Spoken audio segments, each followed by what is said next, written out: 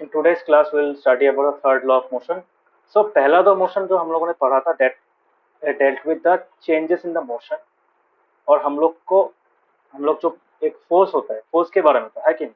First law में force के बारे में था, जैसे अगर कोई फोर्स अप्लाई नहीं होता है सो उसका मोशन सेम रह जाता है कि नहीं. अगर वो रेस्ट में है रेस्ट में रह जाता है, या फिर अगर जिस स्पीड से ट्रेवल करे उसी स्पीड से वो ट्रेवल करते ही रहता है. Second law was also similar to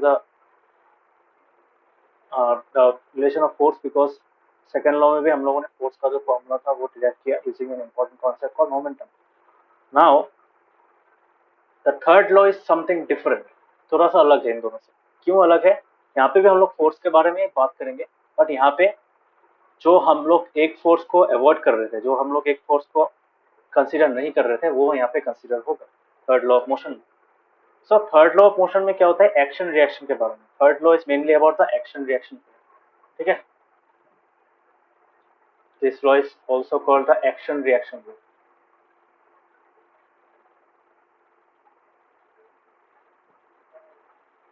action reaction समझ में आ रहा है?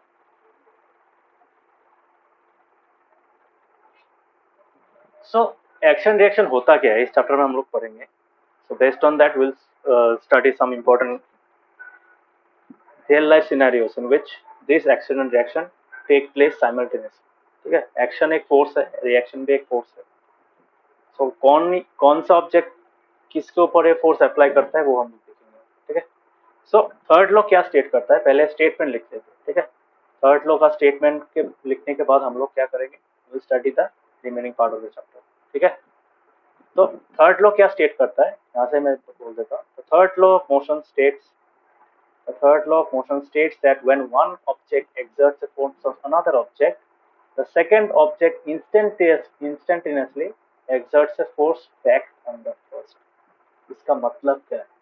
साधारण भाषा में अगर बोले तो इसका मतलब है, अगर किसी ऑब्जेक्ट के ऊपर कोई दूसरा ऑब्जेक्ट, सोचो दो ऑब्जेक्ट है, object one and object two. If object one exerts a force of f एक वैल्यू का फोर्स है, अगर ऑब्जेक्ट टू के ऊपर एक्सर्ट करता है, तो सिमिलरली ऑब्जेक्ट टू भी एक equal amount of force object one के ऊपर भी एक्सर्ट करेगा. सो ऑब्जेक्ट वन ने जितना फोर्स ऑब्जेक्ट वन और टू के ऊपर अप्लाई किया, सो व्हाट वी कैन से, देखो मैं पहले ये लिख लेता हूँ, कॉपी कर लेता हूँ.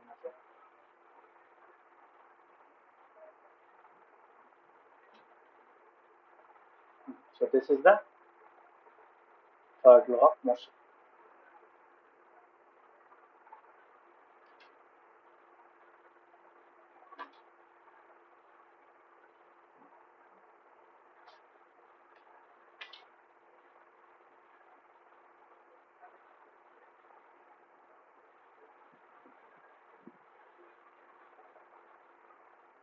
So this is the third law of motion. The third law of motion states that when one object exerts a force on another object, the second object instantaneously exerts. Instantaneously का मतलब क्या है? Instantaneously का मतलब है एकदम झट से, मतलब जो जिस मोमेंट में ऑब्जेक्ट वन ऑब्जेक्ट टू के ऊपर फोर्स अप्लाई कर रहा है, same time at the same time object two भी ऑब्जेक्ट वन के ऊपर फोर्स एक्सर्ट कर रहा है.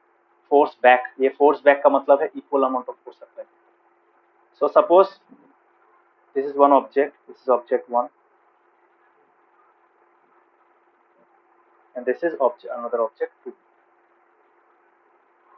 Okay. तो अभी ये दोनों अलग अलग हैं, बट अगर सोचो ये बॉल जोर से आकर यहाँ पे इसको हिट करे, तो कैसा हो जाएगा? ऑब्जेक्ट 1 यहाँ पे आ जाएगा और ऑब्जेक्ट 2 क्या करेगा?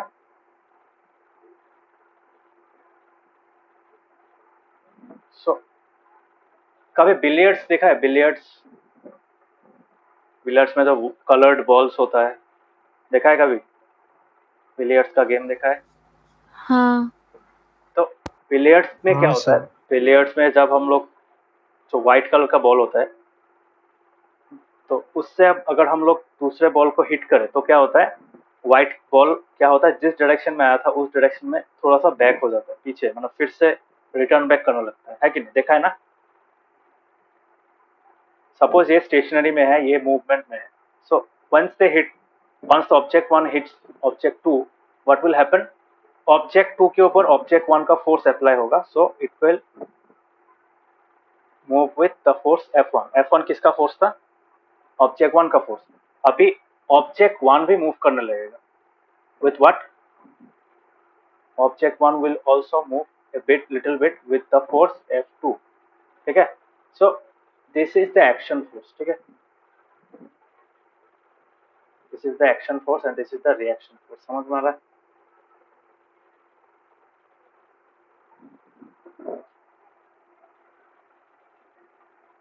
थोड़ा सा आइडिया, थोड़ा सा भी आइडिया समझ में आ रहा है। F2 का समझ में नहीं आया, ऑब्जेक्ट 1 का F2। अरे या सिंपल एग्जांपल बिलियर्ड्स का एक जो है मैंने एग्जांपल दिया है, तुमने एक बॉल को हिट किया, वो व्हाइट कलर का बॉल क्या हुआ जिससे तुमने हिट किया था, वो फिर से जिस रास्ता से आया था उस रास्ते में बैक ट्रेस करने लगता है कि नहीं। दूसरा वाला बॉल तो सीधा जिस डायरेक्शन में तुमने ऑब्जेक्ट मतलब बॉल वन को भेजा था उसी डायरेक्शन में वो चलता जाएगा, but considering the initial ball, जो पहले बॉल जो व्हाइट कलर बॉल से स्ट्राइक करते हैं दूसरे बॉल्स को, सो वो बॉल क्या होगा, वो बॉल फिर से अपनी जगह में मतलब जिस रास्ता से आया था उस रास्ते में थोड़ा सा मूव करेगा। हाँ, थोड़ा सा होगा। हाँ, तो वो थोड़ा सा मूवमेंट क्यों होता है, because it has experience some amount of force, जा रहा था एक डायरेक्शन में, अभी वापस आ रहा है उस डायरेक्शन में, that is a change in direction, है कि नहीं। तो चेंज इन डायरेक्शन का मतलब क्या है, चेंज इन डायरेक्शन का मतलब है there is a change in motion, है कि नहीं। हाँ। अभी समझ में आया, बाकियों को समझ में आ रहा है।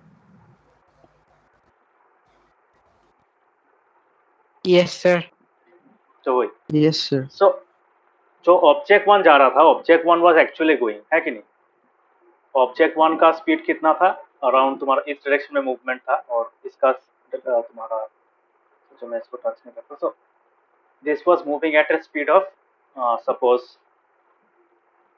5 मीटर पर second, okay, and this was at rest, okay। Now what is happening, object 2 will start moving at 3 meter per second, ठीक है। मतलब these are the scenarios, ये फर्स्ट सिनेरियो, ये सेकंड सिनेरियो आफ्टर हिटिंग, और मतलब during the collision, इसको collision बोला जाता है। और थर्ड केस में क्या होगा, आफ्टर, आफ्टर में क्या होगा, ऑब्जेक्ट वन, सोचो ये 1 मीटर पर सेकंड में इस डायरेक्शन में मूव हो रहा है, ठीक है। और ऑब्जेक्ट टू क्या करेगा, ऑब्जेक्ट टू रेस्ट में था, object two will now move in this direction with speed of suppose 3 meter पर सेकंड। तो हाउ डिड इट चेंज, ये सिनेरियो दिख रहा है ना, दिख रहा है। हाँ। सो ये क्यों हुआ, बिकॉज इस पॉइंट में जहां पे दोनों ऑब्जेक्ट आपस में टकरा है, so at that moment what has happened, there is an action reaction force pair formed, ठीक है। Action reaction force pair form हुआ, उसके कारण क्या हुआ, उस फोर्स का जो, उस फोर्स में जो एनर्जी था, है कि नहीं, तो उस फोर्स में जो एनर्जी था that got split into two parts, ठीक है। समझ में आ रहा है।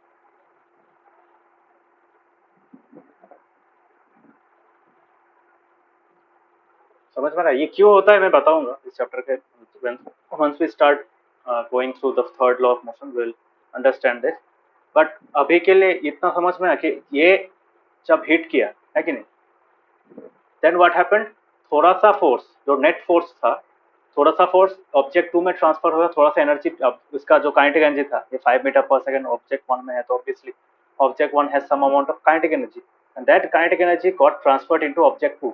मानते हो कि नहीं?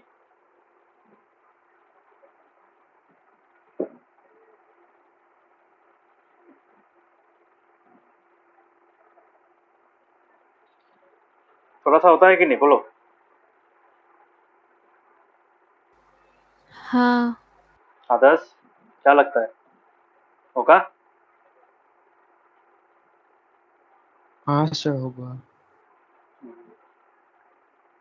सो आदर्श, नवदीप, ऋषिकेश, क्या लगता है?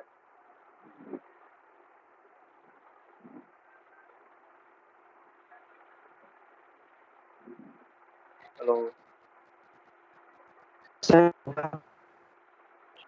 Navdeep,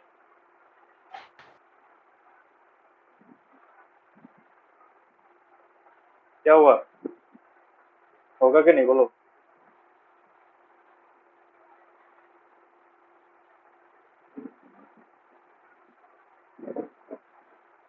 hello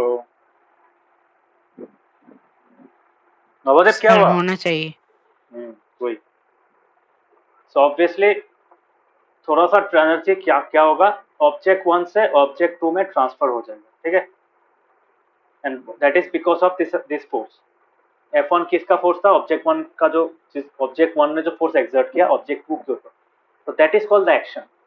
action is made by the main object, ठीक है। ये तो स्टेशनरी था, ऑब्जेक्ट 1 को जब हिट किया गया, ऑब्जेक्ट 1 जब मूव कर रहा था, व्हाट हैज हैपेंड, ऑब्जेक्ट 1 का मोटिव क्या था, to hit the, to move the object 2, है कि नहीं, तो that is why it is called the action, ठीक है। So who has perform the action, object 1 has perform the action, but जब उसने हिट किया उसको थोड़ा बैकलैश मिला, backlash in the sense it has received an opposite force, ठीक है, may not be the same amount but it has received some amount of opposite force in the opposite direction, ठीक है। so that is called the reaction। तो वो force reaction किसने apply किया, so the action has come from object 1 and the reaction has come from what, the reaction has come from object 2। समझ में आया? तो अभी जो ऑब्जेक्ट 2 3 मीटर पर सेकंड से मूव कर रहा है, what is the reason behind this, this is moving due to the action force, है कि नहीं। और जो ऑब्जेक्ट 1 फिर से ऑपोजिट डायरेक्शन में मूव करने लगा, that is because of the reaction force. समझ में आया?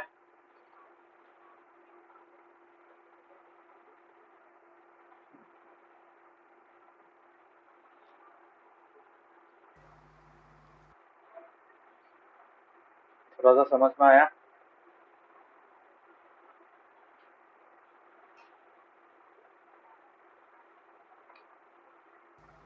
हाँ। Others? Yes sir. Yes sir. Okay.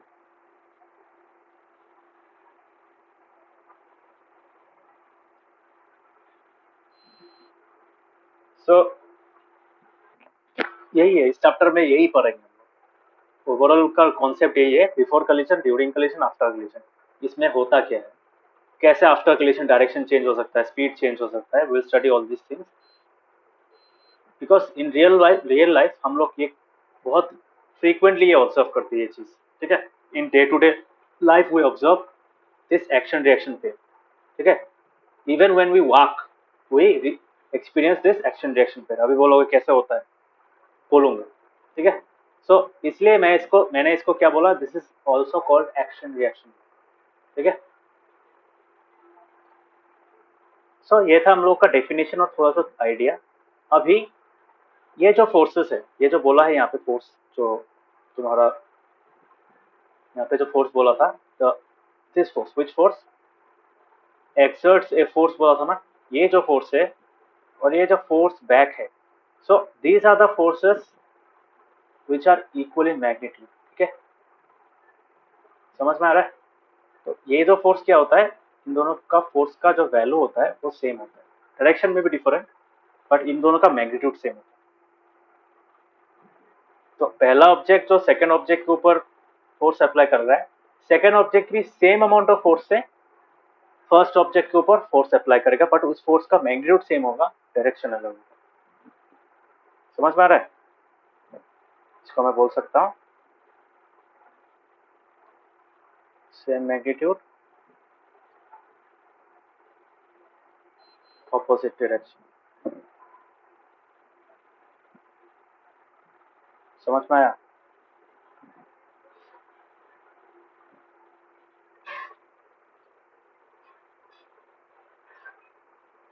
समझ में आया?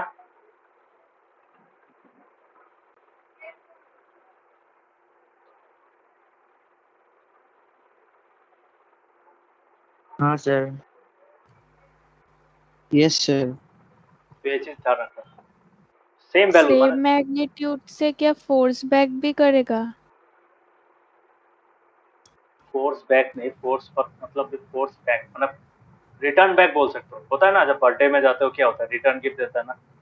आजकल देता है नहीं पता नहीं, बट हम लोग के टाइम में दिया करता। So it is like that, तुमने एक गिफ्ट दिया, तुमको रिटर्न गिफ्ट मिला। So this law is like that, ठीक है। सो this is the first force, ठीक है। ये सोचो तुम गिफ्ट दे रहे हो और जिसके बर्थडे पे गए उसने तुमको रिटर्न गिफ्ट दिया, तो this force is something return gift, तो दिस इज रिटर्निंग फोर्स, ठीक है। रेस्पॉन्स फोर्स बोल सकते हो, इसलिए इसको रिएक्शन बोलना, ठीक है। So this force is the action. समझ में आ रहा है?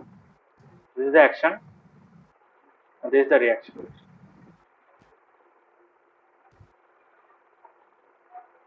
Okay. So action and reaction forces का क्या होता है, उन लोग का डायरेक्शन अलग होता है, but overall there magnitude is same, ठीक है। मतलब तुम अगर एक फुटबॉल को किक करोगे with suppose 10 Newton's of force, football भी तुम्हारे पैर के ऊपर 10 न्यूटन का फोर्स अप्लाई करेगा। हाँ समझ में आया? ये कैसे होता है मैं बताऊंगा इस सब इस चैप्टर में। इतना तक समझ में आया कि नहीं? Now consider it as a fact. समझ में आया? हाँ हाँ। इसका लॉजिक क्या है मैं बताऊंगा। I know you are confuse, but take it as a fact as of now. So as we progress we will discover what it means. So वाक्यों को समझ में आया, ये चीज डेफिनेशन समझ में आया? हाँ सर। नवदीप ऋषिकेश समझ में आया?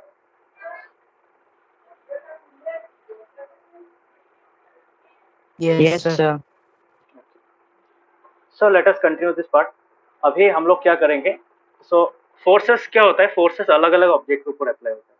तो थर्ड लॉ पोर्शन में जो हम लोग दो एक्शन रिएक्शन फोर्स का बात कर रहे हैं, एक्शन फोर्स एक ऑब्जेक्ट के ऊपर अप्लाई होता है और रिएक्शन फोर्स दूसरे ऑब्जेक्ट के ऊपर अप्लाई होता है, ठीक है। फॉर एग्जाम्पल फुटबॉल के बारे में जो थोड़ी देर पहले बोला था, जब हम लोग फुटबॉल को एक बहुत जोर के फोर्स से तुम्हारा किक करेंगे, what will happen, our feet and the football will collide. Collision होगा कि नहीं? कलिशन होगा, क्या लगता है? हाँ। बाकी को क्या लगता है? Yes sir. So during that collision what will happen, अगर ज्यादा ही जोर से किक मारोगे तब क्या होगा? पैर में दर्द होगा कि नहीं, बोलो।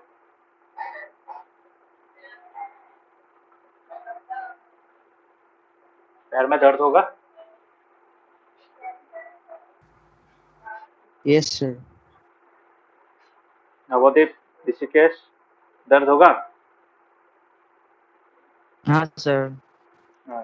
मतलब नॉर्मल यस अगर सर। किक, नॉर्मल किक मारने से नहीं होगा, बट बहुत जोर से अगर किक मारोगे ना तब होगा। क्यों? बिकॉज हम लोग फोर्स अप्लाई कर रहे हैं ना, हम लोग का पैर क्यों दुखेगा? That must be a valid question, है कि नहीं? सो सोचो अगर हम लोग किक मार रहे हैं तो we are the one, our feet is the one which is applying the force. तो हम लोग को क्यों पैर में दर्द होता है? तो ऐसा लगता है कि नहीं, अगर हम लोग किक मारते हैं तो ऐसा लगता है ना हम लोग के पैर में फुटबॉल थोड़ा सा धक्का दे रहा है, लगता है कि नहीं?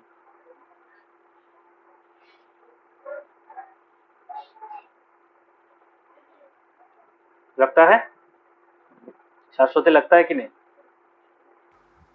हाँ हाँ, so that is the reaction force. ठीक है, हम लोगों ने जो जिस फोर्स से, suppose this is our feet, suppose this is our feet, पैर कैसे ड्रॉ करूँ वो भी पता नहीं, तो suppose this is our feet. ठीक है, so suppose this is a feet, यहाँ पे होता है ना स्पाइक्स होता है जूता का। सो यहाँ से क्या किया, फुटबॉल को किक मारा। ठीक है, समझ में आ रहा है? So once the football has been kick, पैर और फुटबॉल के बीच में कलीशन होता है। At this exact location collision होगा। ठीक है, कलीशन में कारण क्या होगा, फुटबॉल के ऊपर पैर का जो फोर्स आया था, जिस स्पीड से वो हिट हुआ था, है कि नहीं, इस स्पीड से आया था वो, है कि नहीं। So the football will move forward, है कि नहीं, due to that force. So I can say this is the force given by the feet, बोल सकता हूँ। फीट नहीं, फुट फुट होगा, है कि नहीं। हाँ, होगा। तो ये क्या होगा, this is the action force, है कि नहीं। और अगर इसका वैल्यू बहुत ही ज्यादा हो गया तो क्या होगा, पैर में भी दुख लगेगा, मतलब चोट लगेगा, है कि नहीं। तो पैर में अगर चोट लगे तो उसका मतलब क्या है, this ball is exerting certain amount of force on the foot itself. So ये भी क्या एक्सपीरियंस करेगा, it will experience an opposite force in this direction, which I can say that this is the force applied by the ball. So this is the reaction. समझ में आ रहा है? So ball क्यों मूव करेगा, while will the ball starts moving, या फिर move भी कर सकता है या फिर डायरेक्शन चेंज हो सकता है। होता है ना, जब फुटबॉल मैच में क्या होता है, तुम्हारा किक मारते तो डायरेक्शन चेंज हो सकता है, बॉल सीधा आ रहा है उसको टेढ़ा कर दिया, है कि नहीं, 45 डिग्री एंगल पे मूव कर दिया, है कि नहीं। वो 45 डिग्री एंगल के डायरेक्शन में मूव भी करेगा, एज वेल एज तुम्हारा वो मतलब शिफ्ट हो जाएगा और मूव भी कर लेगा, है कि। सो this is how you can change the direction. तो फोर्स क्या कर सकता है, फोर्स हम लोगों ने पहला फुल लॉ में पढ़ा था कि फोर्स तुम्हारा डायरेक्शन भी चेंज कर सकता है, मतलब मोशन में चेंज ला सकता है। मोशन का चेंज कैसे आ सकता है, by change in the value of the velocity और in the direction of the velocity, है कि नहीं।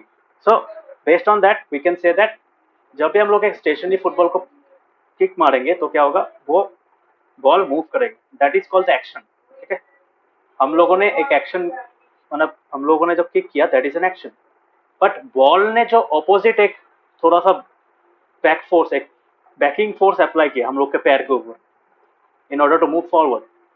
So that force is called the reaction force. समझ में आया? This is an example.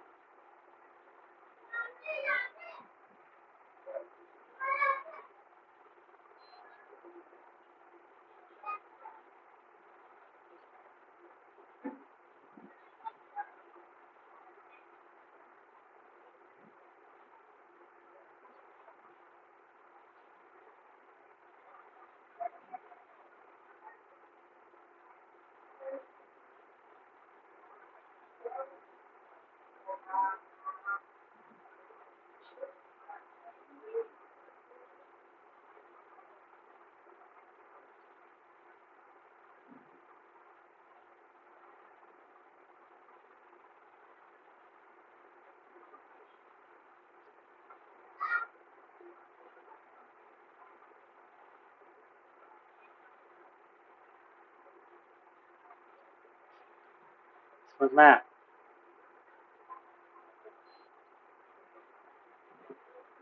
So when we kick a football, our foot exerts a force on the ball due to which it moves in the direction of the applied force.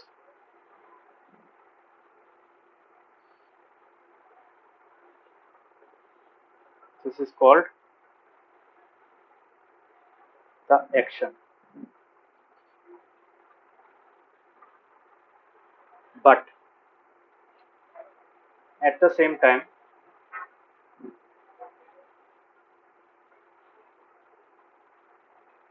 the ball exerts an equal an opposite force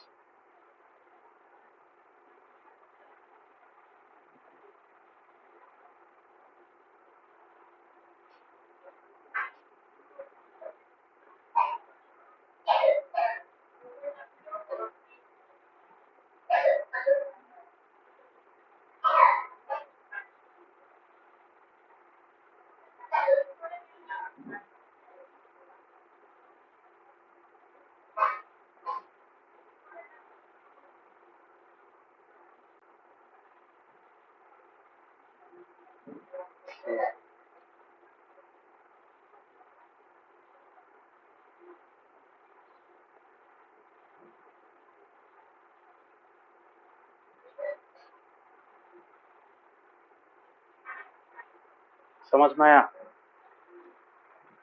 So when we kick a football, our foot exerts a force on the ball due to which it moves in the direction of the applied force. This is called the action force, and at the same time the ball exerts an opposite force on our foot with which the ball was kicked. जिस foot से हम लोगों ने ball को kick किया उसी foot में वो बॉल भी क्या करेगा, एक इक्वल और अपोजिट फोर्स अप्लाई करेगा. This is called the reaction force. शाश्वती समझ में आया? हाँ. अदर्स?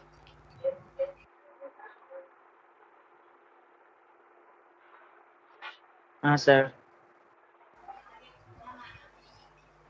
पैर में जो दर्द होगा वो क्या रिएक्शन है?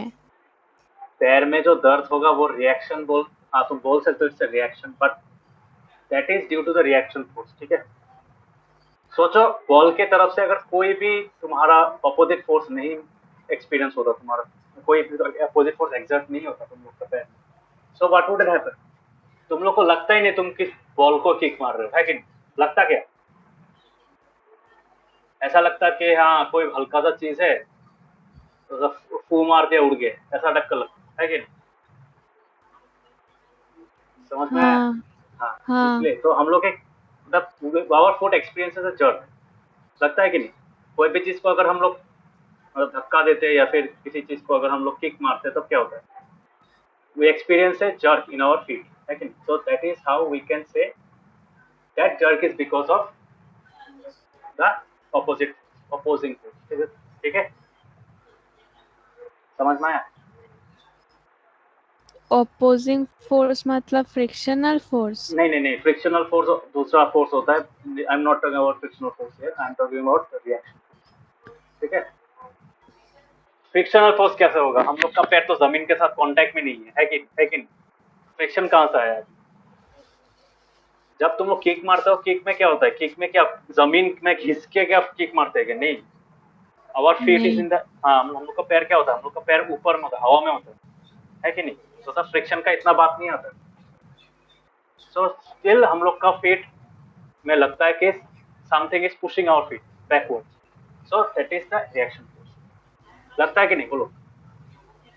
हाँ. हाँ, तो that force which makes us feel that our leg is being pushed backward, so that force is called the reaction. और कौन अप्लाई करेगा? फुटबॉल. सो फुटबॉल क्या करता है? रिएक्शन फोर्स अप्लाई करता है, और पैर क्या करते हैं? Action force apply. समझ में आया? हाँ. सो वही. तो सिमिलरली अगर बॉल अल्टीमेटली जाके किसी प्लेयर को हिट करे, अभी बॉल क्या क्या कर रहा है? बॉल तुम्हारा रोल कर रहा है, ठीक है, ग्राउंड में रोल कर रहा है, या फिर सोचो किक मारने के बाद वो उड़ गया, ठीक है. सो बॉल क्या किया? अभी बॉल किक मारने के बाद क्या हुआ? बॉल जब किक हुआ, किक मारने के बाद सोचो ये बॉल उड़ने लगा, ठीक है. और उड़ने के बाद क्या हुआ? The ball has reached here, और यहाँ पे कोई सोचो प्लेयर खड़ा है. होता है ना, कोई प्लेयर तुम्हारा साइड में खड़ा है, उस पर बॉडी में लग गया, ठीक है, टच हो गया. So suppose it hit some persons head, ऐसे हिट कर सकता है कि नहीं? सो यहाँ पे क्या था? ये एक फोर्स के साथ मूव कर रहा था, है कि नहीं? Because it requires some kind of velocity, ठीक है, टू मूव. सो बोल सकते हैं यहाँ पे एक फोर्स के कारण वो मूव कर रहा था. Suppose it was moving at 5 metre पर सेकेंड, ठीक है। सो 5 मीटर पर सेकेंड से यहाँ पे क्या होगा, उस पर्सन के माथा में क्या होगा, वो पर्सन इस डायरेक्शन में मूव करेगा। ऐसा हो सकता है गिर भी सकता है कि नहीं, नॉर्मल आदमी है तो गिर भी सकता है नीचे, यस और no. So this will be the action force. ये अभी ये एक्शन फोर्स कौन अप्लाई कर रहा है, now this action force is due to the ball, moving ball, ठीक है। और वो बॉल भी क्या करेगा, बॉल यहाँ पे जाके ऐसे रुक नहीं जाएगा, नीचे गिरेगा कैसे, नीचे नहीं गिरेगा directly, what it will do, it will move like this, bounce करके इस साइड में गिरेगा, है कि नहीं। तो बॉल जो इस डायरेक्शन में, उसका डायरेक्शन जो चेंज हुआ वो क्यों चेंज हुआ, फोर्स के कारण चेंज होगा ना। जो हम लोगों ने फर्स्ट लॉ ऑफ मोशन में पढ़ा, मोशन तभी चेंज होता है जब एक्सटर्नल फोर्स होता है उसमें। तो वो बॉल को कहाँ से एक्सटर्नल फोर्स मिला, that ball is due to the is moving, it has changed its direction of motion due to the, because otherwise क्या होता है, अदरवाइज इस डायरेक्शन में जाता है बॉल, अभी बॉल क्या कर, बॉल इस डायरेक्शन में जाएगा, so that is due to the reaction. अभी रिएक्शन फोर्स किसने अप्लाई किया, रिएक्शन फोर्स अप्लाई किया, the person has applied the reaction force, ठीक है, which is equal to the action force. जिस फोर्स से पर्सन का मतलब जो आदमी के मतलब हेड में लगा, उसी सेम फोर्स से बॉल में, वो सेम फोर्स ही बॉल में भी अप्लाई हुआ, and that ball has, and due to that force the ball has change the direction of motion. समझ में आया, होता है कि नहीं, बोलो।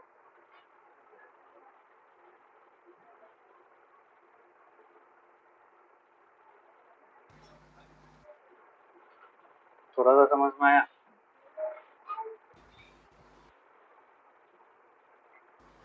हाँ।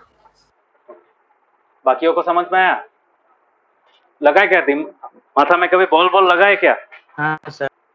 हाँ, तब होता है कि नहीं, बोलो। No ball sir. Ball bounce करके दूसरे तरफ चला जाता है, और तुम अगर ज्यादा जोर से बॉल लगे तो तुम पीछे हो जाते हो, है कि नहीं, जिस डायरेक्शन से बॉल आया था उस डायरेक्शन में तुम भी मूव करने लगते हो, होता है कि नहीं, यही। So that is the topic, समझ में आ रहा है। हाँ सर। हाँ, तो this law is something which is quite related to the first and second law. क्यों, बिकॉज फर्स्ट लॉ यहाँ पे यूज हो रहा है कि हम लोग को पता है कि जब तक एक ऑब्जेक्ट में एक्सटर्नल फोर्स अप्लाई नहीं होता है, तब तक वो क्या होता है, उसका डायरेक्शन ऑफ मोशन या फिर उसका मैग्नीट्यूड ऑफ मोशन, मतलब वेलोसिटी और डायरेक्शन सेम रहता है कि नहीं, मूवमेंट का डायरेक्शन और मैग्नीट्यूड सेम रहता है। But in this case we are seeing that the direction of ball has changed, वो जाना चाहिए था इस डायरेक्शन में, है ना, क्या कि नहीं, पर अभी कहाँ पे जा रहा है, अभी जा रहा है इस डायरेक्शन, ठीक है। आदमी का बारे में मैं नहीं बोल रहा हूँ, बिकॉज आदमी के ऊपर फोर्स अप्लाई हो रहा है, ये मुझे पता है, but why is the ball getting deflected, that is because there is an force acting on, that has been exerted on this ball, ठीक है। वो कौन एक्सर्ट कर रहा है, जिस ऑब्जेक्ट के ऊपर एक्शन फोर्स अप्लाई किया था, वो सेम ऑब्जेक्ट क्या कर रहा है, बॉल के ऊपर रिएक्शन फोर्स अप्लाई कर रहा है, due to that external reaction force the ball has changed its motion. Understood.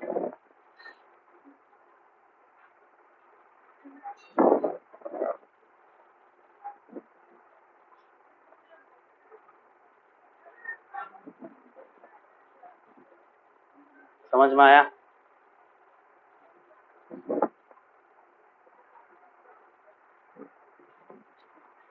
सबको समझ में आया। हाँ। Yes sir. सरस्वती अभी डाउट है, नहीं। तो दिस इज तो फर्स्ट लॉ ऑफ मोशन को कंप्लाई करने के कारण हम लोग बोल सकते हैं, फर्स्ट लॉ के वो यूज करके हम लोग बोल सकते हैं कि हाँ, ये रिएक्शन फोर्स एग्जिस्ट करता है। क्योंकि अगर ये रिएक्शन फोर्स एग्जिस्ट नहीं करता तो बॉल जिस डायरेक्शन में मूव करने वाला था उसी डायरेक्शन में मूव करता है, ठीक है।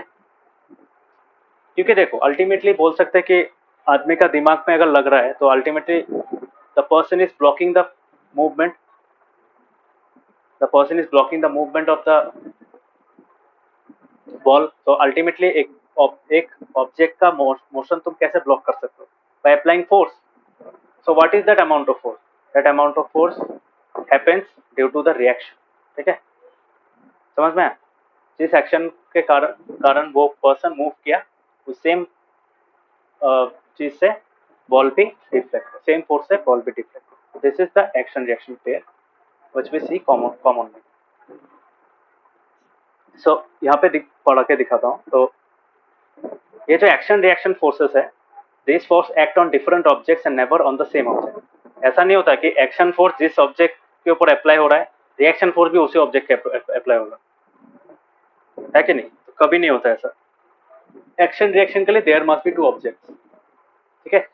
एक ऑब्जेक्ट दूसरे ऑब्जेक्ट के ऊपर एक्शन फोर्स अप्लाई करेगा, और वो दूसरा वाला फोर्स जिसके ऊपर, दूसरा वाला ऑब्जेक्ट जिसके ऊपर एक्शन फोर्स अप्लाई हुआ था, वो रिएक्शन फोर्स अप्लाई करेगा पहले वाले को। समझ में? So in the game of football, sometimes will while looking at the football and trying to kick with a greater force collide with a player। होता है ना, कभी कभार क्या होता है, तो फुटबॉल मैच में कभी कभार कलाइड कर देता है कि नहीं, एक प्लेयर दूसरे प्लेयर के साथ धक्का लग जाता है, ठीक है? धक्का लगने के कारण क्या होता है, दोनों प्लेयर का डायरेक्शन चेंज हो जाता है, या फिर उसका उन लोग का मोशन बंद हो जाता है कि नहीं? टकराने के बाद क्या होता है, वो लोग धक्का मार के, सोचो एक प्लेयर बहुत स्पीड से जा रहा था, तो दूसरे प्लेयर को भी उसके डायरेक्शन में लेके जाएगा। होता है ना कभी कभी, मैच में देखा है कि नहीं?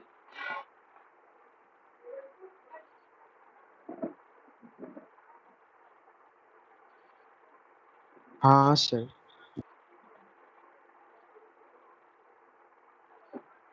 सो सरस्वती समझ में आया? ये एग्जाम्पल और एक बार समझा। अरे लाइव फुटबॉल मैच देखा है ना कभी? फुटबॉल मैच में क्या होता है, हाँ प्लेयर्स लोग एक बॉल के पीछे दौड़ते रहते हैं। तो अभी सोचो एक प्लेयर इस डायरेक्शन में जा रहा है, सम एक प्लेयर क्या है, एक प्लेयर इस डायरेक्शन में जा रहा है, ठीक है? Some player is moving in this direction.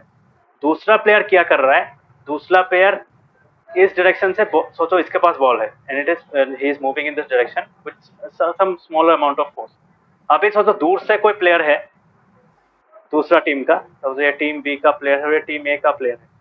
Team B का प्लेयर क्या किया, टीम बी का प्लेयर ने क्या किया, in order to get the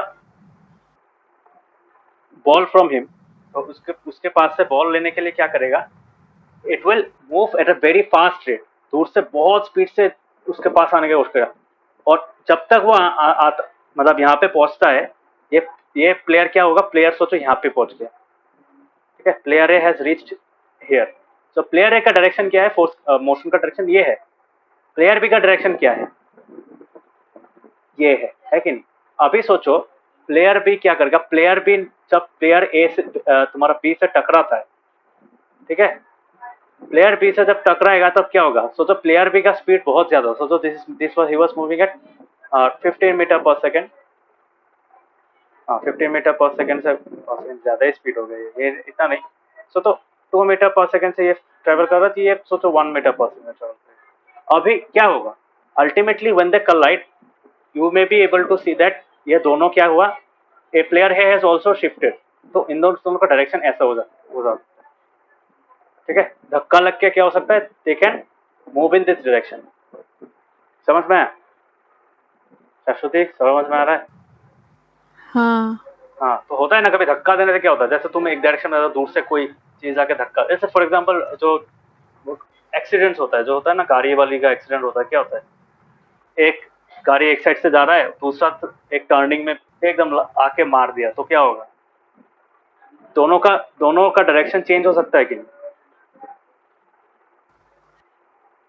suppose this was car 1 and this is car 2, तो कार 2 का डायरेक्शन ये था, कार 2 का तो डायरेक्शन ये था, कार 1 का डायरेक्शन ये था। आपस में जब यहाँ पे इस पॉइंट पे टकराएंगे तो क्या होगा, इट में after collision they may, it usually moves in the direction of the car which had the most amount of speed, ठीक है? तो अगर कार 1 ज्यादा स्पीड से जाए तो क्या होगा, गाड़ी को यहाँ पे लेके चला जाएगा, है कि नहीं? इस डायरेक्शन में लेके, कार 2 को भी इस डायरेक्शन में लेके चला जाएगा। समझ में आ रहा है? हाँ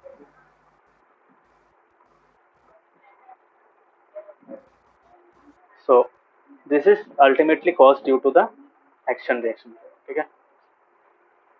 So collision में क्या होता है, collision इज इंटरेस्टिंग कॉन्सेप्ट। तो इस चैप्टर में इस जो थर्ड लॉ ऑफ मोशन है, इसमें हम लोग collision के बारे में पढ़ेंगे। सो जब सोचो फुटबॉल की तरफ देखते देखते एक प्लेयर दूसरे प्लेयर के ऊपर मतलब कलाइड करता है, तो बहुत दोनों को दुख मतलब क्या बोलता है, तुम्हारा चोट लगता है। क्यों लगता है? Because each of them applies a force to the other. Team A का प्लेयर भी टीम बी के ऊपर फोर्स अप्लाई किया, टीम बी का प्लेयर भी टीम ए के ऊपर फोर्स अप्लाई किया, टीम ए का प्लेयर के ऊपर फोर्स अप्लाई किया। वाई? बिकॉज वो देखो दोनों ही मूव कर रहा था, है कि नहीं? और मूवमेंट अगर है, मूवमेंट अगर है मतलब इसका मोमेंटम है। यस और पढ़ा था हम लोगों ने। If an object, if a person is moving, then the person is said to have momentum. मानते हो कि नहीं?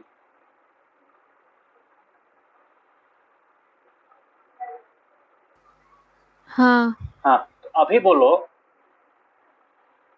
अगर वो ऑब्जेक्ट के मोमेंटम में चेंज आया, so can I say that there is a force experienced by that object? अगर उस आदमी के ऊपर तुम्हारा, अगर इस पर्सन के ऊपर तुम्हारा उसका मोमेंटम चेंज हुआ, उसका वेलोसिटी चेंज हुआ, एज अ रिजल्ट उसका मोमेंटम चेंज हुआ, so can I say that that person has experienced a change in his momentum? बोल सकता हूँ?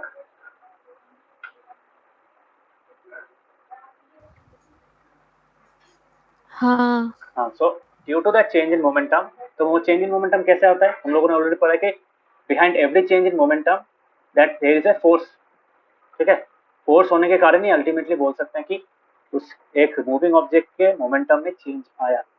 सो वो फोर्स कहाँ से आया? वो फोर्स आया, सोचो प्लेयर मतलब टीम ए का जो प्लेयर है, टीम ए का प्लेयर के ऊपर किस मतलब किसने फोर्स अप्लाई किया? टीम बी ने फोर्स अप्लाई किया, इसलिए टीम ए का प्लेयर का मोमेंटम चेंज हुआ। ठीक है, and vice versa. Vice versa मतलब टीम ए का प्लेयर क्या किया? टीम बी का प्लेयर के ऊपर फोर्स अप्लाई किया, and that is how we can say that the team based player has also change his momentum, there is a change in momentum in team based players as well.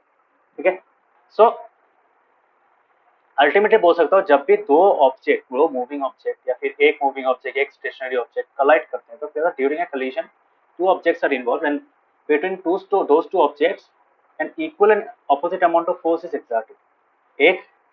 एक दूसरे के ऊपर क्या करते हैं? वो दोनों इक्वल और अपोजिट फोर्स एक्सर्ट करते हैं। ठीक है, समझ में आया? क्योंकि अगर दोनों अप्लाई नहीं करते, सो पहला टीम ए का प्लेयर को चोट लगता, बिकॉज ऑब्वियसली टीम बी का प्लेयर एकदम जोर से जाके धक्का मार दिया उसको। टीम बी का प्लेयर को क्यों तक चोट आया? That is a logical thing, है कि टीम। तो हम लोग को चोट कब लगता है? व्हेन वी एक्सपीरियंस फोर्स, है कि नहीं? समझ में आ रहा है? हाँ सो वो फोर्स किसने दिया? वो फोर्स अल्टीमेटली टीम ए के प्लेयर ने दिया, जो टीम जिसने एक्शन किया उसके ऊपर एक्सर्ट। ठीक है, that is why we call it reaction force. तुमने जो एक्शन किया उसके कारण you have received an action reaction force. ठीक है, due to your reaction action force you have received a reaction force. So this is called the action and reaction forces. ठीक है, तो these two opposing forces are known as action and reaction forces. Understood? Action and reaction forces समझ में आया कि नहीं? बोलो। हाँ काव्यिक, ऋषिकेश, नवदीप समझ में आया? हाँ सर। Yes sir.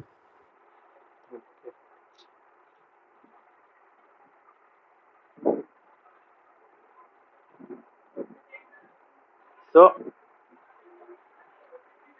ये था हम लोगों का फुटबॉल या फिर बॉल कलीशन, इसके बारे में। Another interesting concept is about spring balance. Spring balance कभी देखा है? स्प्रिंग बैलेंस क्या होता है? स्प्रिंग बैलेंस दिखा देता हूं। रेडी, ये छोड़िए इसको।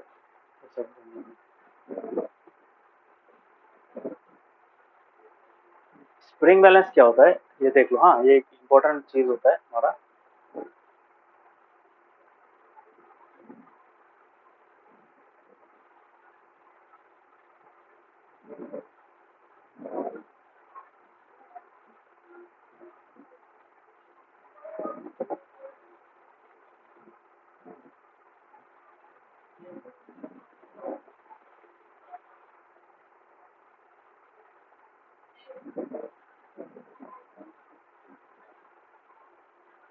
सो it's an instrument to measure force apply. ठीक है, मैं ड्रॉ नहीं करता हूँ, मैं आई विल ट्राई टू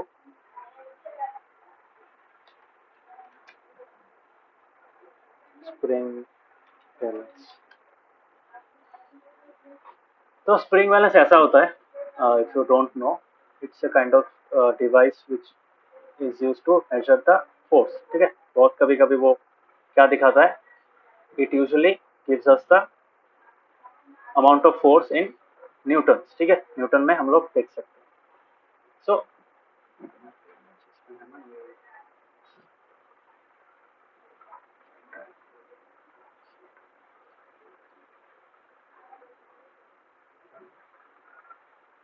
हाँ, ऐसा होता है.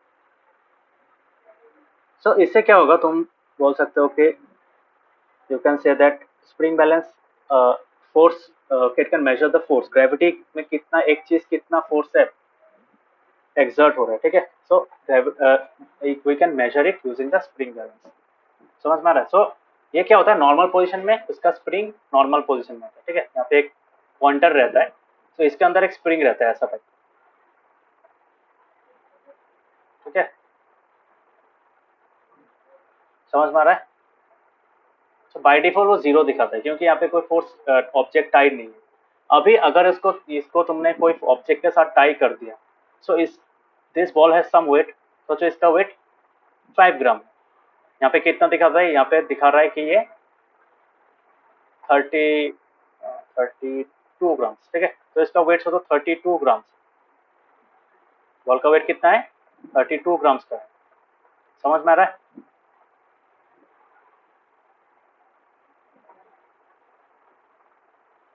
बॉल का वेट कितना है,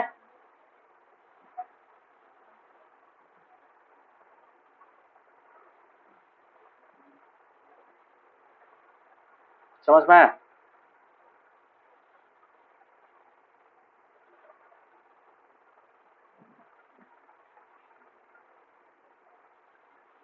सो अभी क्या होगा, सोचो पहले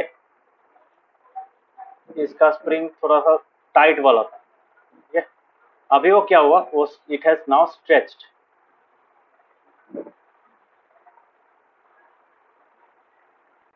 टू रीच हियर. ठीक है, स्ट्रेच क्यों हुआ, बिकॉज इसको फोर्स एक्सपीरियंस हुआ. ठीक है, सो यहाँ पे एक पॉइंटर रहता है. पॉइंटर क्या होता है, यहाँ पे मार्किंग आ जाता है. समझ में? so this is how a spring balance works. so gravity के कारण क्या होगा, it will be pulled downwards and ultimately we can find the measure मतलब weight of this object which is tied to the spring balance. समझ में आया? Spring balance का जो ये हुक वाला आर्म होता है वो नीचे आता रहता है. ओके, ये तो बॉल का वेट हुआ, तो हाँ. ग्रेविटी कैसे किया? अरे बॉल का वेट कैसे हुआ, बॉल का weight ultimately this ball has come down. This ball is pulling the, ये बॉल क्या कर रहा है, इसको पुल कर रहा है कि नहीं, बोलो.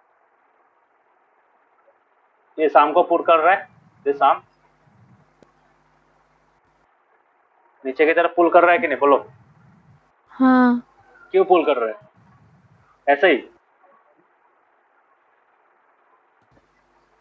नहीं. This ball is being pulled due to gravity and due to that this arm of the spring balance has come downward. Index and along with that the pointer, यहाँ पे एक पॉइंटर होता है, ऐसा टाइप का एक एरो होता है. ठीक है, एक एरो टाइप का ऐसा होता है, वो ऊपर की तरफ से 3D शेप. सो यहाँ पे वो आ जाता है. पहले इसका शेप यहाँ पे रहता है, यहाँ पे अभी इसका शेप तो यहाँ पे है, ये एरो यहाँ पे रहता है. तो अभी वो क्या हुआ, यहाँ पे आ गया. इसका मतलब this indicates that this is the weight of the ball.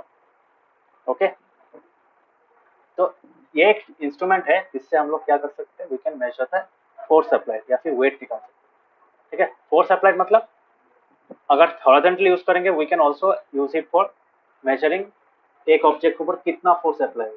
तो एक चीज को हम लोग 5 न्यूटन फोर्स से पुल कर रहे हैं, तो you can use a spring balance of appropriate scale to apply to measure the force apply. ठीक है, तो फोर्स अप्लाई भी मेजर कर सकते हैं. उसके बाद we can also measure what, we can also measure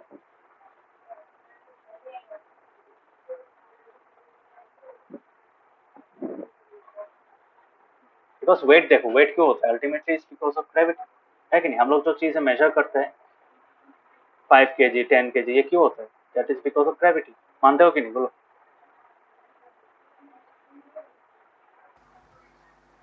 हाँ। हाँ, तो वही है। सो अभी क्या कर सकते हैं, we can use spring balance for two purposes. If you use it vertically we can find the mass of an object, and if you use it horizontally, या फिर हम लोग किसी चीज को लगा के पुल करेंगे तो क्या कर सकते हैं, we can measure the force. ठीक है। सो यहाँ पे सोचो दो तुम्हारा ये जो डायग्राम है, कहाँ पे जाए तुम्हारा, ये डायग्राम, ठीक है। This is the spring balance. सोचो एक स्प्रिंग बैलेंस ऐसा है which is fixed which is attached to fixed surface, ठीक है। तो ए और बी को अगर तुम स्प्रिंग बैलेंस को आपस में लगा दोगे, तुम देखना ए के एंड से तुम पुल करोगे। पुल मतलब क्या, you are applying a force on B, है कि नहीं। सो क्या होगा, एक ए की तरफ यू आर पुलिंग इट, है कि नहीं। सो ए में जितना फोर्स दिखाएगा बी में भी उतना फोर्स दिखाएगा। That means this is the force which this surface is coming, है कि नहीं। ये जो डायग्राम है,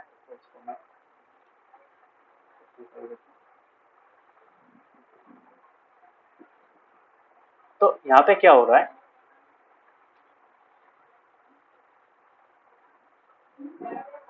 यहाँ पे देखो हम लोग ने जो फोर्स अप्लाई किया, once we have applied this force, सोचो यहाँ पे कुछ था ही नहीं, यहाँ पे हम लोग का हाथ से पकड़ा, ठीक है। हाथ का ही एक्सटेंशन मान लो इसको, ठीक है। Consider this as an extension of your entire hand. So क्या होगा, दिस थिंग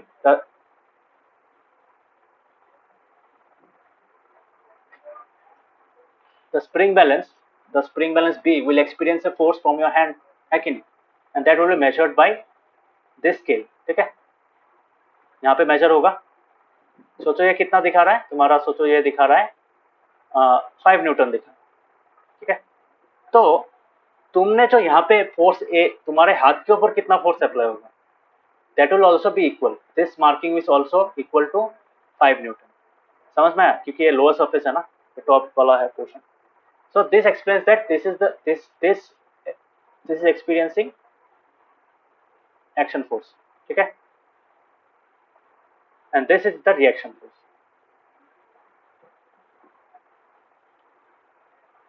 थोड़ा सा समझ में आया। अगर हम लोग इसको यहाँ पे ये नहीं लगा के डायरेक्ट हाथ से पुल करते तब भी वो 5 न्यूटन अपने आता है, ठीक है। तो उसी चीज को हम लोग मेजर करने के लिए क्या कर सकते हैं, we can attach another spring balance to measure the force with which our hand is being pulled by this। देखो ये स्प्रिंग क्या हुआ, ये स्प्रिंग स्ट्रेच हुआ कि नहीं, ये स्प्रिंग इस डायरेक्शन में गया, पर स्प्रिंग का नेचुरल टेंडेंसी क्या है, उसको नॉर्मल शेप में आने का। तो स्प्रिंग भी क्या करेगा, it will try to pull go back to its original state, है कि नहीं। It will try to pull our hands as well. होता है ना, लगता है ना खींच रहा है। अगर तुम किसी स्प्रिंग को खींच रहे हो, लगता है ना स्प्रिंग भी तुमको तुम्हारा हाथ को खींच रहा है, लगता है कि नहीं।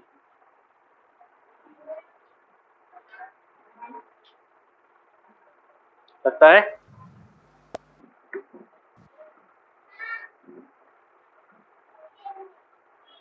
समझ में आ रहा है।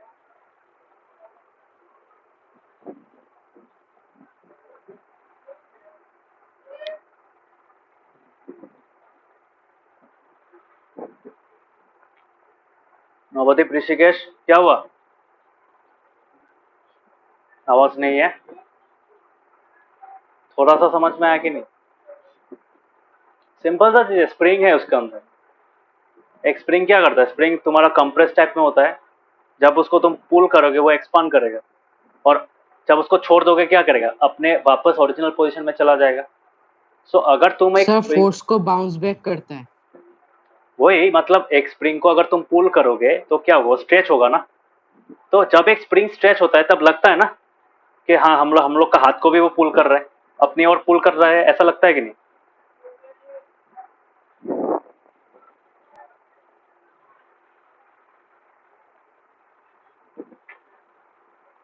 सरस्वती हाँ। लगता है कि नहीं, बोलो। स्प्रिंग का भी खींचा है क्या, स्प्रिंग होता है ना स्प्रिंग। हाँ। हाँ तब होता है ना, बिकॉज स्प्रिंग का नॉर्मल टेंडेंसी होता है to retain its original position, original form, ठीक है, वो जो कंप्रेस फॉर्म में रहता है उस फॉर्म में मतलब आने का कोशिश करता है. So when you are stretching the spring, you are applying the force in opposite direction. कौन सा डायरेक्शन में अप्लाई कर रहे हो? इस डायरेक्शन में अप्लाई करो, ठीक है. तो ये एक्शन फोर्स रिएक्शन फोर्स अलग कर दिया. सो force B, the object B experiences a force in this direction, ठीक है. तो फोर्स भी क्या करेगा? इस डायरेक्शन में एक्शन फोर्स एक्सपीरियंस करेगा, है कि नहीं? करेगा. समझ में आया? एंड सिमिलरली वी कैन से ये जो स्प्रिंग है, ये स्प्रिंग को कौन खींच रहा है? ये स्प्रिंग को क्या हम लोग खींच रहे हैं क्या? ये स्प्रिंग क्यों स्ट्रेच हो रहा है?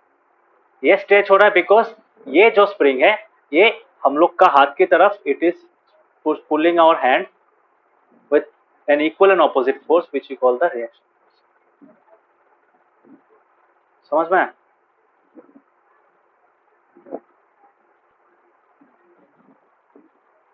तो क्लियर? Yes. हाँ, तो यही रीजन जो पहला वाला स्प्रिंग बैलेंस है, तो स्प्रिंग बैलेंस भी, तो यहाँ पे I can say that spring balance B experiences a pull from spring balance A. बोल सकता हूँ, ठीक है. This pulling force is the action force. बोल सकता हूँ.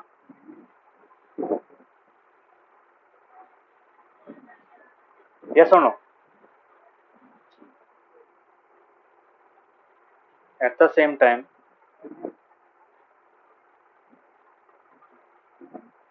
spring balance A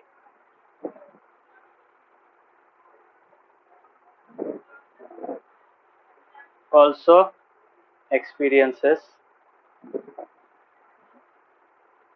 a pull from spring balance B, है कि नहीं?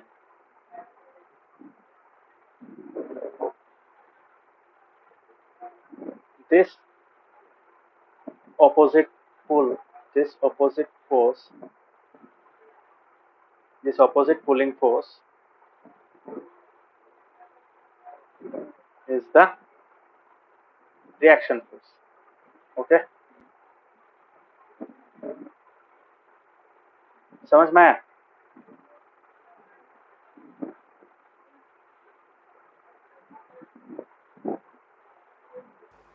हाँ. कि अगर ये रिएक्शन फोर्स एक्सपीरियंस नहीं करता तो इस स्प्रिंग बैलेंस में इसका रीडिंग 5 न्यूटन में नहीं दिखाता, है कि नहीं? वो 5 न्यूटन में क्यों आया? Because this spring is being pulled by this spring, है कि नहीं? सो इन दोनों का मेजरमेंट सेम है. यहाँ पे देखो कि जो गैप है ये सेम है, मतलब जितना बाहर तुम्हारा इसका आर्म आया, इसका भी इतना सेम अमाउंट में आर्म ही बाहर आया, ठीक है. So we can say that the spring has been stretched by equal amounts in both the spring balances. So we can say that they are being pulled with equal and opposite forces. समझ में आया सबको?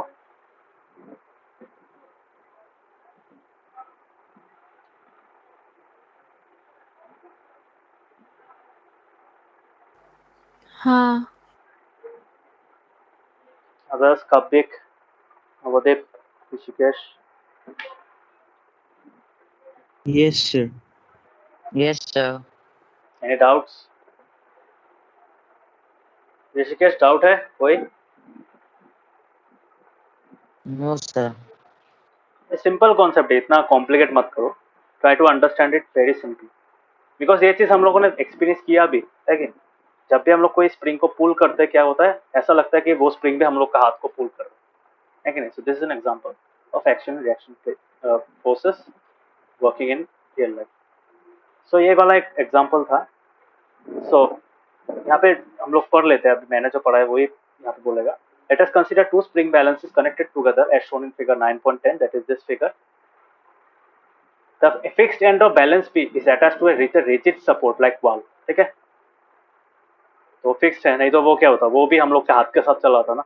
So it's not like that. और balance B is spring balance B is connected to a wall. ठीक है, ताकि वो माप से ना हटे. ठीक है. When a force is applied through the free end of the spring balance A, spring balance A के फ्री एंड से अगर हम लोग फोर्स को अप्लाई करेंगे तब क्या दिखेगा, we will be observing the same readings on both the schemes. Spring balance A और स्प्रिंग बैलेंस बी में सेम रीडिंग दिखा है. इसका मतलब क्या, इसका मतलब है स्प्रिंग बैलेंस ए जिस फोर्स से स्प्रिंग बैलेंस बी को पुल कर रहा है उस सेम अमाउंट ऑफ फोर्स से स्प्रिंग बैलेंस बी भी स्प्रिंग बैलेंस ए को पुल कर रहा है. ठीक है ना. इसका मतलब है this two forces are opposite in direction but they are of the same amount. है कि नहीं. इनका इन लोग का मैग्नीट्यूड सेम है बट उन लोग का डायरेक्शन अलग. ठीक है. so that is why we can say that any of these two forces can be called as action and other can be reaction. अगर based on the context, अगर हम लोग का एक्शन मतलब हम लोग जो पुल कर रहे हैं उसको अगर एक्शन पकड़े तो जो वाल पुल कर रहा है, वाल में जो कनेक्टेड है वो ये जो बी वाला वाल के साथ कनेक्टेड है उसको हम लोग क्या बोल सकते हैं, रिएक्शन बोल सकते हैं. अगर वाल वाले को हम लोग एक्शन बोलेंगे तो हम लोग का हाथ का वाला होगा तुम्हारा रिएक्शन हो जाएगा. सो क्योंकि वो देखो दो फोर्सेस सेम है, एक्शन रिएक्शन, एक को एक्शन बोलेंगे दूसरा वाला रिएक्शन ऑटोमेटिकली हो जाएगा. समझ में आया ये पैराग्राफ, समझ में आया ये पैराग्राफ, समझ में आया इतना तक.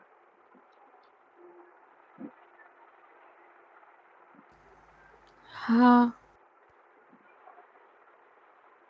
सो Yes, sir. इस पार्ट से हम लोग बोल सकते हैं we have got another alternative statement about the third law of motion, that is ये बहुत कॉमन वाला है. ठीक है, वो प्रॉपर वाला डेफिनेशन ये है, प्रॉपर वाला लॉ का डेफिनेशन ये है, बट इसका एक इम्प्रॉपर फॉर्मेट भी है, मतलब इम्प्रॉपर नहीं मतलब अल्टरनेटिव बोल सकते हैं, which is most commonly used. Third law of motion can also be described as to every action, ये शायद तुम लोगों ने सुना भी है, to every action there is an equal and opposite reaction. सुना है ये वाला, इट्स क्वाइट कॉमन. पहला वाला शायद सुना नहीं होगा, सेकंड वाला सुना है ना ये वाला. हाँ. तो बहुत लोग इसको रियल लाइफ के भी साथ Yes, sir. रियल लाइफ के साथ भी रिलेट करते हैं. तो होता है ना क्या, जैसी करनी वैसी भरनी, तो उसको उसके साथ वो रिलेट कर देता है. That is not the thing, वो साइंटिफिक नहीं है, वो कुछ और है. बट इसका मतलब क्या है, to every action there is an equal and opposite action. इसका मतलब है तुम जो एक्शन कर रहे हो, तुम whatever action you are doing with some amount of force, you will be experiencing an equal and opposite amount of force as a reaction from the object, from the person या फिर from the object to which you are doing the action. समझ में आया.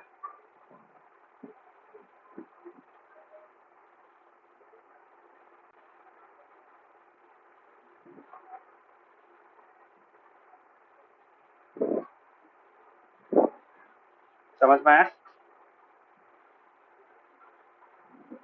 हाँ sir. So I can say is the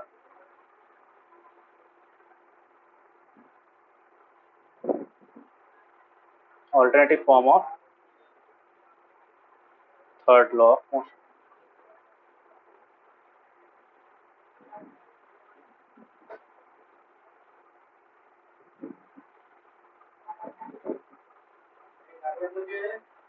So every action there is an equal and opposite reaction. Exam में ये मत लिखना, एग्जाम में जब थर्ड लॉ ऑफ मोशन को डिफाइन करने बोले या फिर state the third law of motion, try to write this one. ठीक है, ऐसा नहीं कि बड़ा है इसलिए मैं नहीं लिखूंगा. Try to write it in this form. Okay, this is the actual one. समझ में आया. समझ में आया? हाँ ऑल्टरनेट वाला ये जस्ट एक तुम्हारा कॉन्सेप्ट है, कॉन्सेप्चुअल बेस्ड है। सो हर एक एक्शन फोर्स के लिए क्या होगा, there will be always an equal and opposite, ठीक है।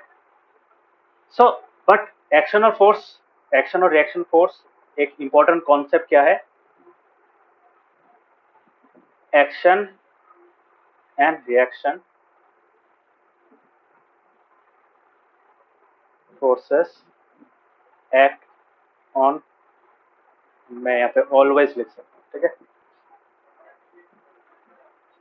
Action and reaction forces always act on two different objects. It's a very important point and you must always remember. ठीक है।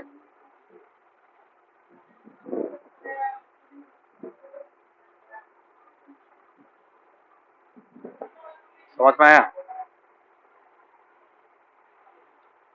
मतलब जिस ऑब्जेक्ट के ऊपर एक्शन फोर्स आ रहा है, मैंने consider two objects at a time, ठीक है। जिस ऑब्जेक्ट के ऊपर क्या हो रहा है, तुम्हारा एक्शन फोर्स अप्लाई हो रहा है, उस ऑब्जेक्ट के ऊपर रिएक्शन फोर्स कभी अप्लाई नहीं होगा। इनफैक्ट जिस ऑब्जेक्ट के ऊपर एक्शन फोर्स अप्लाई हो रहा है, वो ऑब्जेक्ट क्या करेगा, वो ऑब्जेक्ट रिएक्शन फोर्स अप्लाई करेगा दूसरे वाले ऑब्जेक्ट में। समझ में आया? हाँ ठीक है। काफी understood?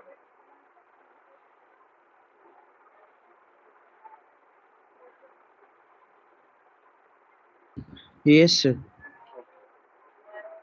So this was the action and reaction. थोड़ा सा आइडिया समझ में आया एक्शन रिएक्शन का? We'll see more examples regarding this. बाकियों को समझ में आया?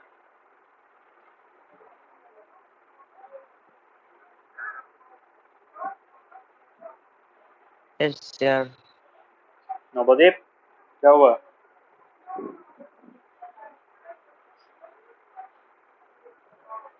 नवदीप समझ में आया?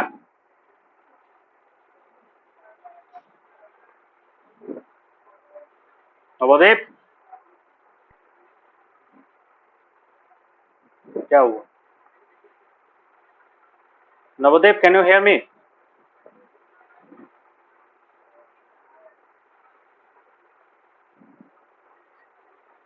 हेलो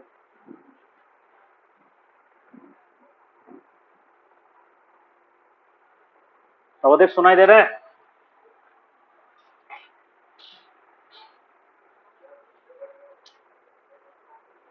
क्लास में रहकर क्लास में आंसर नहीं करता है। अच्छा, तो दैट वाज अनदर एग्जांपल। हम लोगों ने देखा कि जो स्प्रिंग बैलेंस में भी ऐसा हम लोग देख सकते हैं। स्प्रिंग बैलेंस क्यों यूज किया? Because spring balance allows us to measure the amount of force, ठीक है।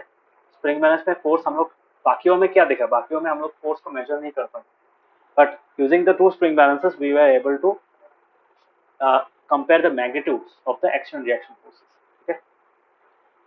सो सपोज जो सेकंड वाला जो थर्ड और एक एग्जांपल है, क्या है, सोचो तुम एक जगह में खड़े हो, ठीक है, you are standing at rest, ठीक है, और तुम क्या कर रहे हो, you try to start walking. तब क्या होता है, ऐसे ही चलने लगते हो क्या? नहीं।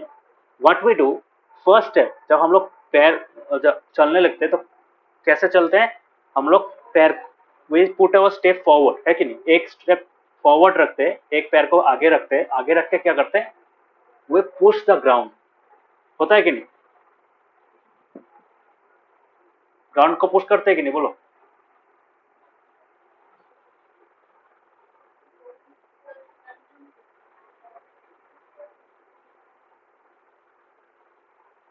हेलो। हाँ सो ग्राउंड को जब पुश करते हैं, ग्राउंड क्या करता है, ग्राउंड से भी एक equal and opposite amount of force experience करता है, ठीक है। दैट इज वाई हम लोग क्या कर सकते हैं, वी वर एबल टू, रुको इसका एक डायग्राम है यहाँ पे, क्योंकि इतना कॉम्प्लिकेटेड डायग्राम ड्रॉ करना पॉसिबल नहीं।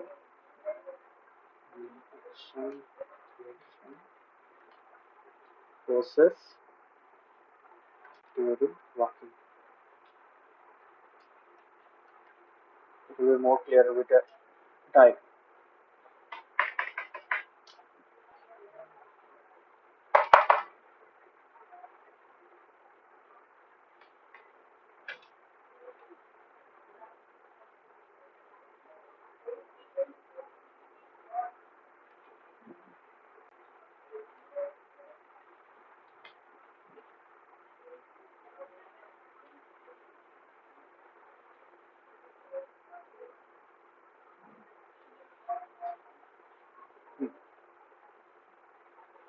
So this one.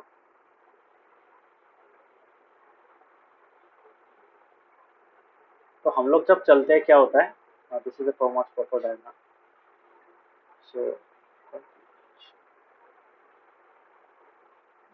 सो यहाँ पे देखो, ये जो डायग्राम है, हम लोग जब चलते हैं तब क्या होता है,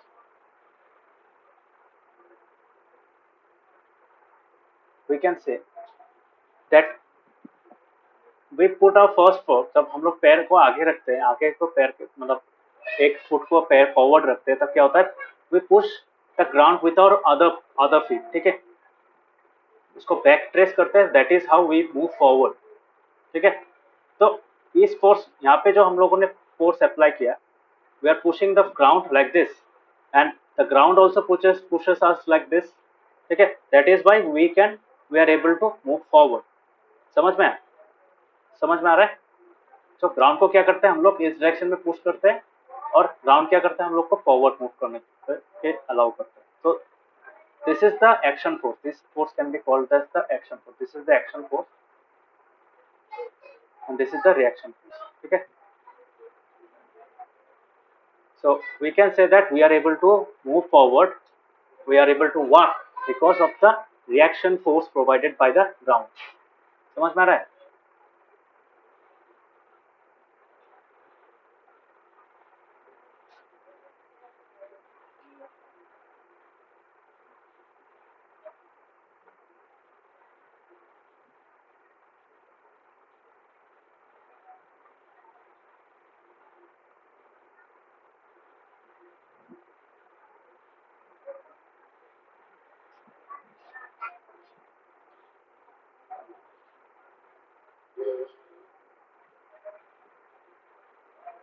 समझ में आया.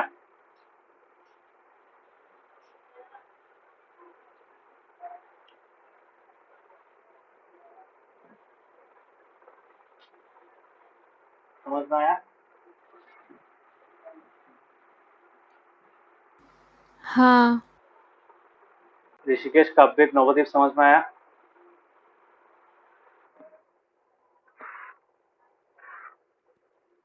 Yes, sir. ऋषिकेश, समझ में आ रहा है. Yes, sir. नवदीप, क्या हुआ, सुनाई दे रहा है.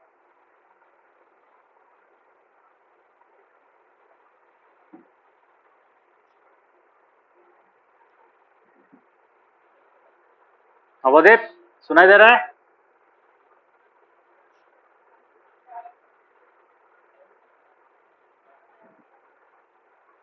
हेलो.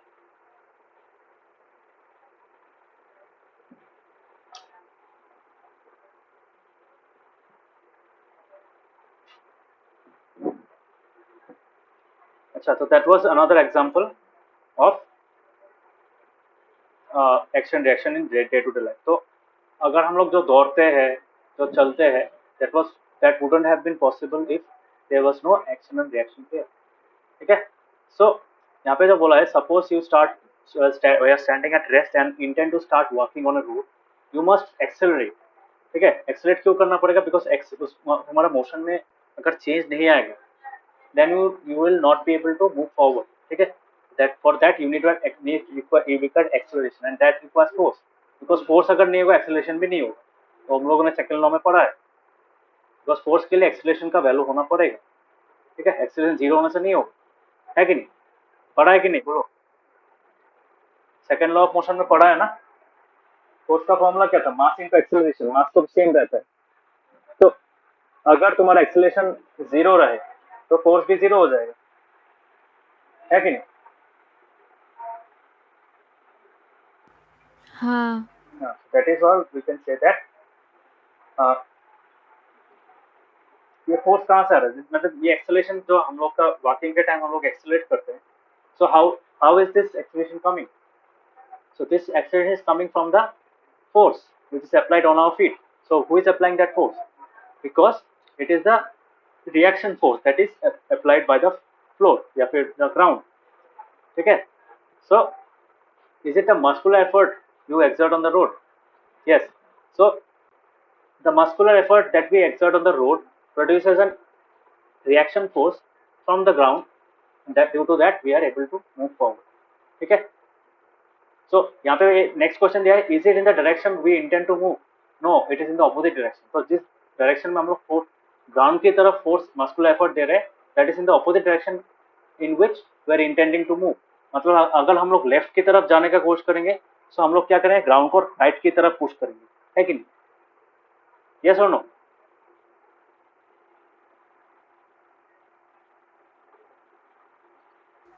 यस. दिस वाज तुम्हारा वॉकिंग का डायरेक्शन. तो road exerts an equal and opposite force on your feet to make you move forward. So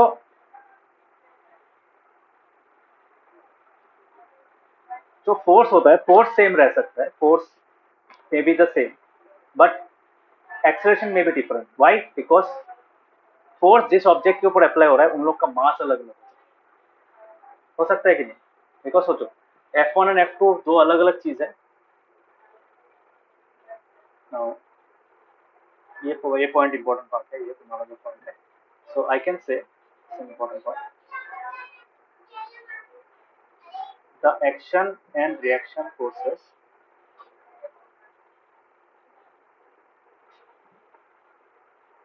are always equal in magnitude,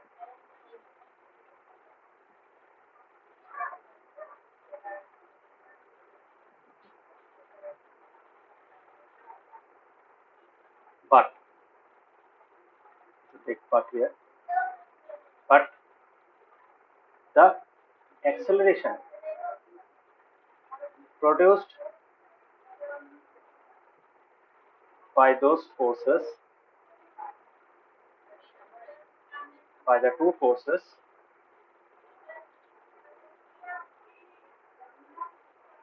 may differ in magnitude.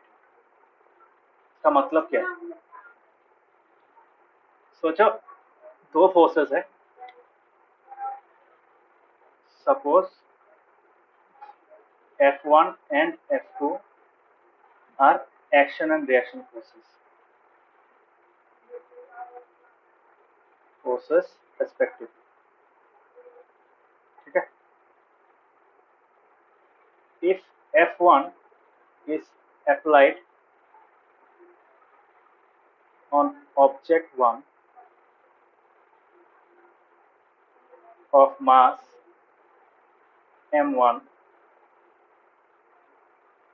and F2 is applied on object 2 of mass m2 such that m1 is greater than m2. अभी देखो same amount of force तुम दो अलग अलग मास में apply करते हो. So can I से therefore acceleration produced in object 1 will be, suppose this is A1 and acceleration produced in object 2 be A2 due to those forces of this action force or reaction force. So obviously क्या होगा, we can say F1 equals to F2, which implies M1A1 equals to M2A2. Okay. Now, if so, based on this, we can say if M1 is greater than M2, then A1 is less than A2. तभी जाके balance होगा ना.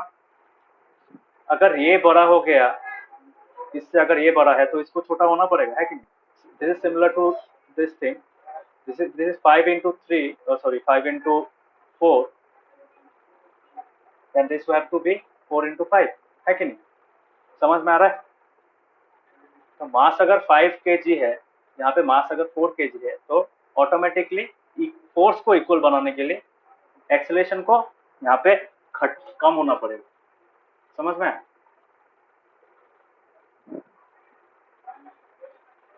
Is it clear?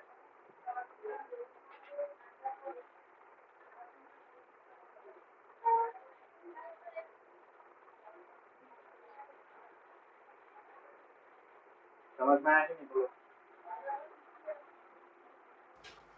हाँ others topic Rishikesh? Yes, sir. Simple Yes, sir. Maths वाला concept है। The product of these two quantities are same, okay? But what is happening? मास पहला वाला का मास ज्यादा है, सेकंड वाला का मास कम है। सो ऑब्वियसली पहला वाला अगर मास ज्यादा है तो उसमें एक्सेलरेशन का वैल्यू कम होना चाहिए, कम प्रोड्यूस होगा ना by that same amount of force. और मास 2 में क्योंकि वो मास हल्का है उसमें एक्सेलरेशन ज्यादा प्रोड्यूस होगा with the same amount of force. ठीक है?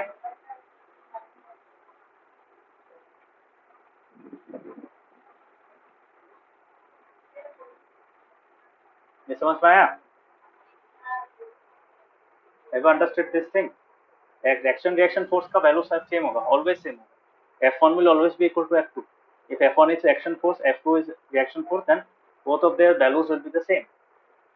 सिर्फ उनको डायरेक्शन अलग होगा। बट तुम्हारा वो फोर्सेस जो एक्सेलरेशन प्रोड्यूस करेगा, दूसरा मतलब एक्शन फोर्स जिस ऑब्जेक्ट के ऊपर एक्सेलरेशन प्रोड्यूस करेगा, उस एक्सेलरेशन का वैल्यू अलग हो सकता है। जो सेम भी हो सकता है, मैं बोल नहीं रहा हूँ कि सेम नहीं हो सकता है, सेम भी हो सकता है, बट यूजुअली क्या होता है, अलग अलग होता है। ठीक है? जो ऑब्जेक्ट एक्शन फोर्स अप्लाई कर रहा है उस बॉडी में उसके ऊपर जब रिएक्शन फोर्स अप्लाई होगा तो उसके बॉडी में तुम्हारा एक्सेलरेशन अलग अमाउंट में प्रोड्यूस होगा। ठीक है? Everyone clear? Yes, sir. Navodaya कहाँ गए थे?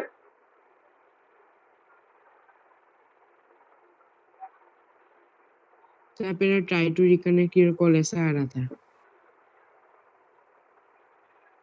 अच्छा, रिकॉर्डिंग में देख लेना तो समझा। इम्पोर्टेंट कॉन्सेप्ट है ये सब, एग्जाम में क्वेश्चन में दे देगा, एग्जाम में अब लिखना पड़ेगा, इसलिए बोल रहा हूँ। जो मैं इतना लिखा रहा हूँ ना, ऐसे ही नहीं लिखा रहा हूँ। These are quite important points that are very important based on this 2 chapters, chapter 8 and chapter 9 में ये पॉइंट्स बहुत इंपॉर्टेंट, इसलिए मैं take it as a notes. ठीक है? चैप्टर में छोटा छोटा नोट्स जो होता है, कॉन्सेप्चुअल नोट्स है। ठीक है? तो ये क्वेश्चन भी कभी कभार दे देता है, तो इसको जस्टिफाई करना पड़ता है। सो दिस इज द जस्टिफिकेशन। ठीक है?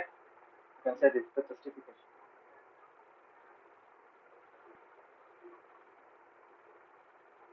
तो थर्ड लॉ के बारे में थोड़ा सा समझ में आया, एक्शन रिएक्शन पे। तो this law is all about action reaction. ठीक है? ओके?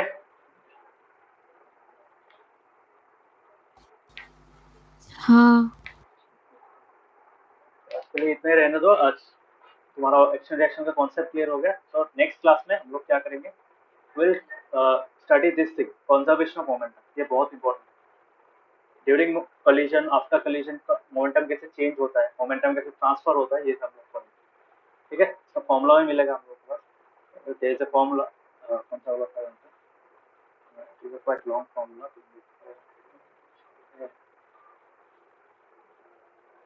हाँ, ये वाला MAUA plus MBUB equals to MAUVA plus MBVB। ये क्या है मैं नेक्स्ट क्लास में पढ़ूंगा, बट अभी के लिए इतना तक समझ लो। मैं नेक्स्ट क्लास में गन वाला रिकॉइल भी समझाऊंगा, रिकॉइल में क्या होता है। सो इट इज सिमिलर, एक ही चीज है। रिकॉइल में जो एग्जांपल है, ये जो बोट का जो एग्जांपल है, बोट कभी बोट से अगर तुम लैंड में आओ तब क्या होगा, बोट को थोड़ा पुश करके आगे आना पड़ता है कि नहीं? This is another example of action reaction force. So next class में हम लोग मेन पार्ट पढ़ेंगे, that is conservation of momentum, which is very important. This is the third law of और जो थर्ड लॉ ऑफ मोशन में जो numerical part है it is based on the consumption. ठीक है, वो कोलिजन वाला चीज है। बिफोर कोलिजन में क्या होता है, आफ्टर कोलिजन मतलब मोमेंटम का जो चेंज होता है that remains the same. Before collision में जो मोमेंटम था आफ्टर कोलिजन में भी मोमेंटम सेम रहता है। वो हम लोग चीज वेरीफाई करेंगे और प्रूफ करेंगे। So today's class understood? आज जो पढ़ाया थोड़ा पढ़ना। हाँ, स्टार्टिंग विद दिस पार्ट, ये पेज 122 वाला पेज पढ़ना और यहाँ तक पढ़ना टिल हियर। ठीक है, समझ में आया? Okay sir. ऋषिकेश हाँ अपडेट Yes, sir. पढ़ के देखना। Yes, sir.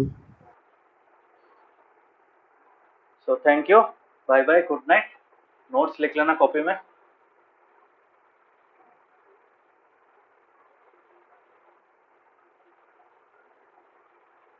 Bye, good night. Thank you, sir. Bye, sir. Good night. Thank you, sir. Bye, sir. Good night.